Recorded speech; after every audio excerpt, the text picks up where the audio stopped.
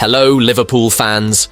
Welcome to the Liverpool Report, your go-to source for the latest news, match updates, and transfer stories straight from Anfield. Don't miss out on any of the action. Hit that subscribe button now and stay in the loop with all things Reds. Trent Alexander-Arnold has been told he is not a proper defender and he will get killed if he ends up joining Real Madrid. Alexander-Arnold is out of contract at the end of the season, and the Liverpool star has been heavily linked with a move to Madrid. Reports from Spain claim that the England international already has a verbal agreement to join the La Liga giants. However, former Arsenal and Chelsea midfielder Emmanuel Petit, who spent one season in La Liga with Barcelona, believes Alexander-Arnold will struggle in Spain. He's been at Liverpool for such a long time, Petit told Casino Utan Spelpaus. His game against Manchester United was a nightmare. He responded well during the FA Cup, but I'm still wondering what his best position is on the pitch. For me, he's not a right-back. He's not a proper defender, but he's so good with the ball. So, do you offer him a huge contract? I know he's been linked with Real Madrid. Honestly, if he goes over there, they don't forgive anything at Real Madrid. He will go over there, and the fans and the club will tell Trent, forget what you've done with Liverpool so far. You won silverware in Liverpool. You were a Champions League winner. You were a Premier League winner. Forget that. That is exactly what happened to me when I went to Barcelona. They told me, forget what you've done so far. You start on a new page. So now you have to write history with us. If Trent does what he does defensively at Real Madrid, they will kill him. It doesn't matter if he gives assists or if he scores goals, they will kill him. Look what happened at the Super Cup final. Oh my God. Defensively, it was a nightmare to watch for Real Madrid. So can you imagine Trent Alexander-Arnold in this mess? After 2-3 games, they will kill him. If I was Trent Alexander-Arnold, I would think about it twice. Petit's comments come after Roy Keane suggested Alexander-Arnold is a League Two defender after he struggled against Manchester United earlier this month. Trent Alexander-Arnold has been all over the place defensively, Keane said on Sky Sports. His defending has been schoolboy stuff. He's got to do better. They're talking about him going to Real Madrid. The way he's defending, he's going to Tranmere Rovers after this. He's got to do better. Kylian Mbappe's admiration for Jurgen Klopp is well known amid rumours that Carlo Ancelotti's time at Real Madrid could be coming to an end. The Frenchman is halfway through his first season at the Santiago Bernabeu, and while he leads the club's goal-scoring ranks with 18 across all competitions, he's struggled to settle into a team housing superstars like Vinicius Jr. and Jude Bellingham. The Italian boss has caught some flack for Madrid's torrid Champions League campaign that sees them sit 20th in the table with 3 games to go, as well as their 2 humiliating defeats by Barcelona. While Ancelotti, 65, has a contract that lasts until the 2025/26 season, reports continue to circulate that Madrid president Florentino Perez has already got his eye on a replacement. According to German outlet Bild, the ex-Chelsea boss is protected from an immediate dismissal, but could leave his post at the end of the current season, with Perez targeting Bayer Leverkusen manager Xabi Alonso to take over the Spanish giants. While the former Liverpool man may prove to be a success upon a potential return to Madrid, Mbappe previously admitted his admiration for Jurgen Klopp's style of play at Liverpool. During the Reds' title-winning campaign during the 2019-20 season, the 26-year-old described the team as a machine. "What Liverpool do in this moment is amazing," Mbappe told BBC Sport. "They're like a machine. They've found a rhythm and are like, we play again, we play again. They've lost 0 games. When you watch, you think everything's easy, but that's not easy. The guys are focused, they play games every 3 days, and they win, they win, they win." Now the problem is that everybody watches Liverpool, and everybody watches what we can do against them, so now they have to show they are strong again, but it's a very good team, with a very good manager. Prior to his free transfer to Madrid last summer, Mbappe was perennially linked with a move to Liverpool, and even revealed back in 2022 that he had talked to the Premier League giants before inking a contract extension with PSG. He told The Telegraph, "We talked a little bit, but not too much. We talked a little bit.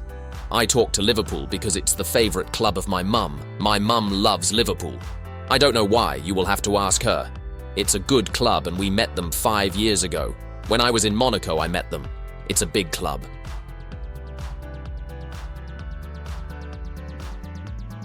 Fabio Cavallo faced accusations of avoiding competition prior to the disappointing start he's faced in his Brentford career. The 22-year-old who joined the Bees from Liverpool last summer for a deal worth up to £27.5 million has played a minimal role halfway through the season for Thomas Frank's side. He's played just 420 minutes of Premier League football, scoring once and assisting 1 goal, and has managed just 2 consecutive starts thus far in the 2024/25 campaign.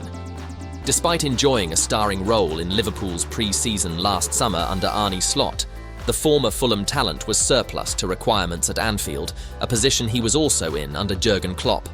Despite the German being behind Carvalho's Anfield arrival from Fulham in 2022, he struggled to find a place for him following his debut season where he scored 2 goals in 23 games, most notably bagging a 98th-minute winner in a 2-1 victory over Newcastle. However, that was as good as it got for the Portugal-born attacker who struggled for minutes with Klopp enjoying the likes of Luis Diaz, Darwin Núñez, Roberto Firmino, Mohamed Salah, Diogo Jota, and Cody Gakpo as part of his attacking force. Carvalho's lack of action led to a loan move to RB Leipzig a year later after signing for the Merseyside club. Upon joining the Bundesliga club, the attacking midfielder shocked fans when admitting that he rarely speaks to the former Liverpool boss. When asked whether Klopp gave him advice over the temporary move, he told The Athletic, "I don't really speak to him, so he didn't give me any advice. I have to just learn as I go, and I don't think that's a bad thing. I feel like that's better anyway, for me to mature as a person and as a player." Given Leipzig's reputation for providing a platform for young players to flourish, it never worked for Cavallo, who failed to score or assist a single goal in 15 appearances for the club.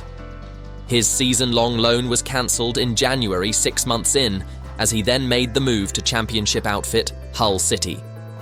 Leipzig's sporting director Ruven Schroeder claimed that while Cavallo is an immensely talented player, his lack of competitiveness was behind his failure in Germany. He had told reporters in Germany, "We consciously chose Fabio last summer. He had a great season with Fulham in the English second division, which is very physical. We said to ourselves, great talent, good age, has already gained his experience. Still, you only get to know a player as an end product when he's there.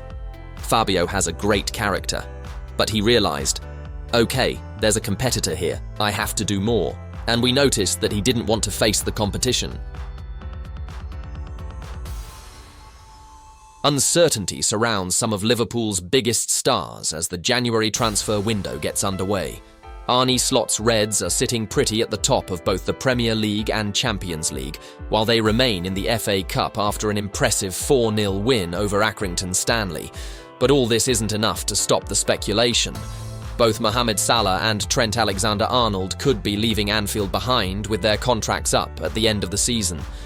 Negotiations for renewals are reportedly stalling, and the global elite like Real Madrid are waiting to pounce. Should they stay or should they go is the question football fans are asking themselves. There's no denying the duo have created a legacy not just on Merseyside but in football as a whole. Yet the grass isn't always greener.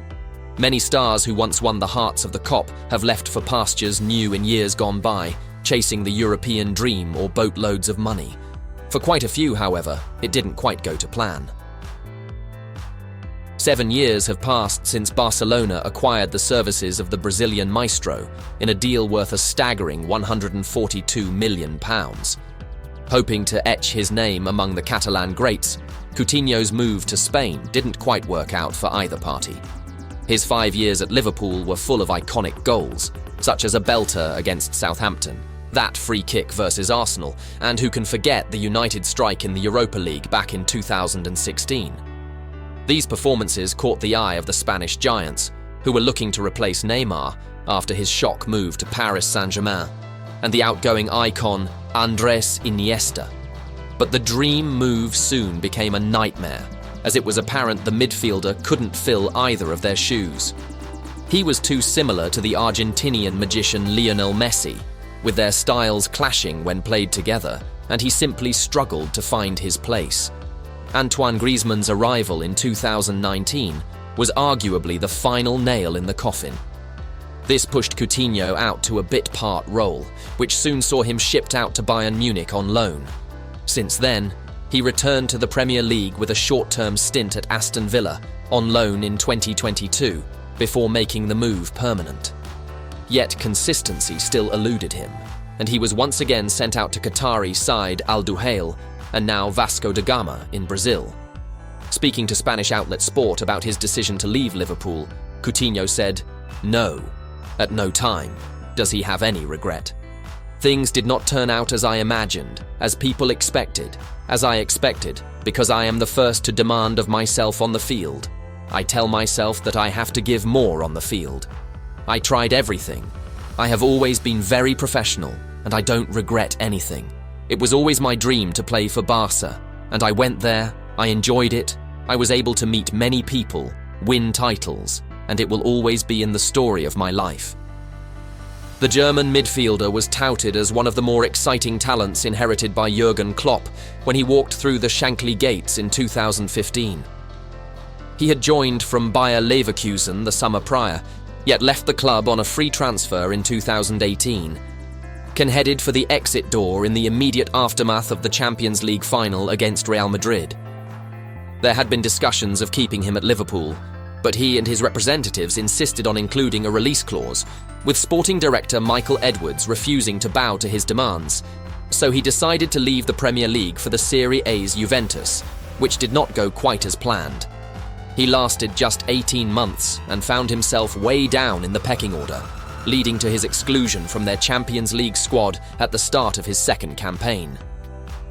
He later returned to Germany with Borussia Dortmund in January 2020, and it's safe to say his career is back on track, rising through the ranks to become captain of the club and now a very important player, even earning himself a Germany call-up for Euro 2024.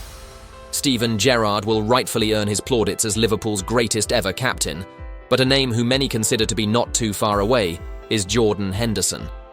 The Englishman joined from Sunderland in 2011 and went on to captain the Reds to their first Premier League title in 2019-20, the Champions League in 2018-19, as well as one FA Cup and 2 EFL Cups.